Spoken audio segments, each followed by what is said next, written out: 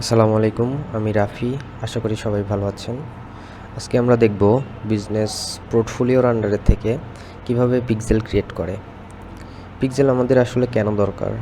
Pixel আপনার ওয়েবসাইটের data track করে ফেসবুকের কাছে জমা রাখে, যেটা আপনি ফেসবুক থেকে দেখতে পারবেন। তো পিক্সেল ক্রিয়েট করার জন্য আমরা চলে যাচ্ছি আমাদের ব্রাউজারে, দেন এখান থেকে ফেসবুকে যাচ্ছি।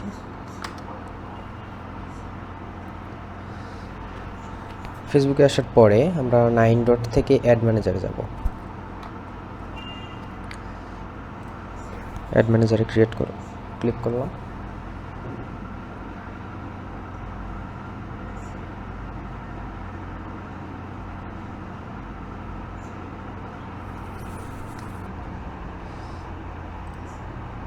এখানে আসার পরে আমরা যেই পোর্টফোলিওর আন্ডারে থেকে পিক্সেল ক্রিয়েট করব সেটাকে সিলেক্ট করব। তবে একটা বিষয় বলে রাখা ভালো, এখানে আপনার যেই মাদার অ্যাকাউন্ট আছে এইখান থেকে আপনি একটা পর্যন্ত পিক্সেল ক্রিয়েট করতে পারবেন, আর বিজনেস পোর্টফোলিওর আন্ডারে থাকা অ্যাড অ্যাকাউন্ট থেকে আপনি সর্বোচ্চ 100টা পর্যন্ত ফেসবুক পিক্সেল ক্রিয়েট করতে পারবেন। তো আমরা চলে যাচ্ছি এখানে বিজনেস সেটিংয়ে।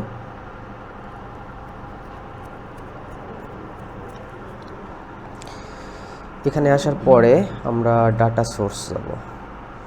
ডাটা সোর্স থেকে এখানে পিক্সেল অপশন পাবেন, বাট পিক্সেল অপশন এখন আর কাজ করে না। ফেসবুক আপডেট হওয়ার পরে এই পিক্সেল অপশনটাকে নিয়ে গেছে ডাটা সেটের মধ্যে।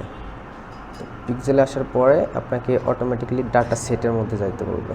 তো আপনি ডাটা সেটে যাবেন।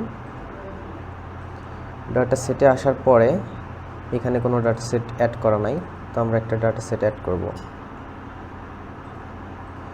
আমরা পিক্সেলের একটা নাম দিবেন, যেমন আমি আমার নামটা দিলাম ক্রিয়েট।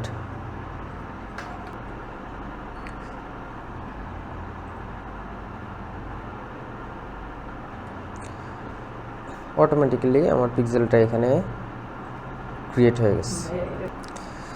এখান থেকে আমরা আগে ছিল এটা পিক্সেল, এখন এটা ডাটা সোর্সের আন্ডারে চলে গেছে।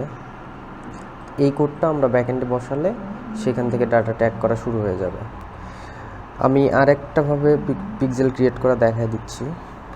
আপনারা চাইলে দুইটার যে কোনো এক রকমভাবে পিক্সেল ক্রিয়েট করতে পারবেন।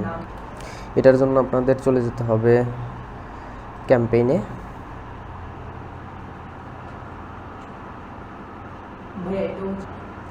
ক্যাম্পেইন থেকে আপনারা এখানে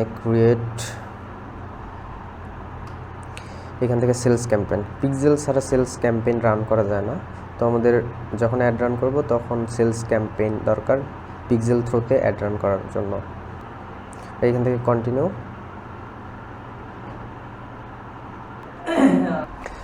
এখান থেকে আপনারা অ্যাড সেটে চলে যাবেন। অ্যাড সেটে আসার পরে কনভার্সন যেটা থাকবে সেটা ওয়েবসাইট বানায় দিবেন।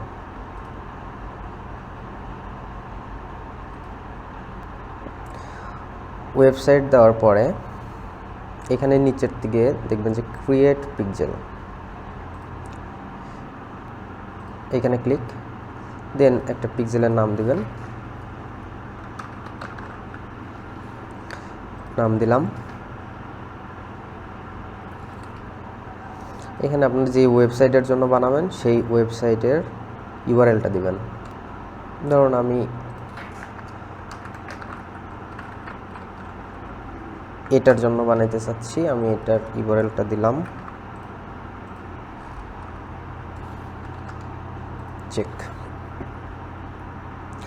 চেক করার পরে এখান থেকে নেক্সট, দেন আপনার পিক্সেল ক্রিয়েট করা ডান।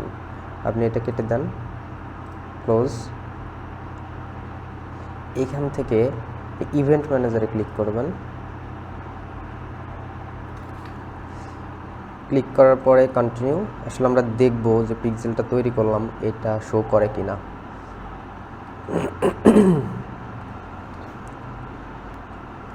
পিক্সেল তৈরি করার পরে এটা ডাটা সোর্সের ভেতর চলে যায়। এখান থেকে আমরা ডাটা সোর্সের মধ্যে যাব।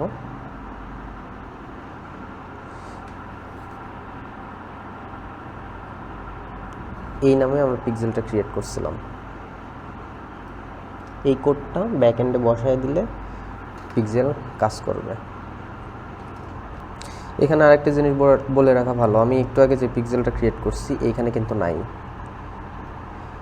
ডাটা সেট থেকে আপনারা বা ডাটা সোর্স থেকে যে পিক্সেলটা ক্রিয়েট করবেন বা ডাটা সেট ক্রিয়েট করবেন, এটাকে হচ্ছে আপনার যে অ্যাকাউন্টের মাধ্যমে অ্যাড রান করবেন সেই অ্যাকাউন্টের সাথে কানেক্ট করিয়ে দিতে হয়। তো চলুন আমরা দেখে নিই কীভাবে আপনার এই অ্যাকাউন্টের সাথে ডাটা সোর্সটা কানেক্ট করে দেয়। তো আমরা চলে যাচ্ছি এখানের বিজনেস সেটিংস থেকে আমরা ডাটা সোর্স থেকে ডাটা সেট, এখান থেকে আমরা আগের পিক্সেলটা ক্রিয়েট করছিলাম এইটাকে আমরা কানেক্ট অ্যাসেটে ক্লিক করব। কানেক্ট অ্যাসেটে ক্লিক করার পরে আদার বিজনেস এখানে আমি যেই অ্যাড অ্যাকাউন্ট এটার সাথে অ্যাড করে দিব, অ্যাড, ওকে ডান। এইবার যদি আমরা ইভেন্ট ম্যানেজারে যাই, এইখান থেকে দেখতে পাবো আমি আগে যেটা বানিয়েছিলাম এবং পরে যেটা বানাইছি এই দুইটাই এখানে শো করবে। এই যে এভাবে আপনারা ডাটা সেট অথবা পিক্সেল ক্রিয়েট করতে পারবেন। দুইটার কাজ মোটামুটি সেম। আগে নাম ছিল পিক্সেল, এখন এটা আপডেট হয়ে ডাটা সেট করছে। তো আশা করি সবাই বুঝতে পারছেন। এই আইডিটা যদি ওয়ার্ডপ্রেস হয় সেক্ষেত্রে কীভাবে কানেক্ট করাতে হয়, আর যদি ইবিথান্স প্ল্যাটফর্মে হয় তো সেক্ষেত্রে আপনার অ্যাডঅনসের মধ্যে গিয়ে অ্যাডঅনস অপশনে যাওয়ার পরে ফেসবুক পিক্সেলে গিয়ে ফেসবুক পিক্সেল কনফিগারেশনে আপনি এই কোডটা বসায় দিলে দেন কাজ করবে। আর এটা কাজ করতেছে কিনা সেটা বুঝতে হইলে আপনাকে এই এক্সটেনশনটা ডাউনলোড করতে হবে। সেই এক্সটেনশনটার নাম হচ্ছে মেটাপিক্সেল হেল্পার।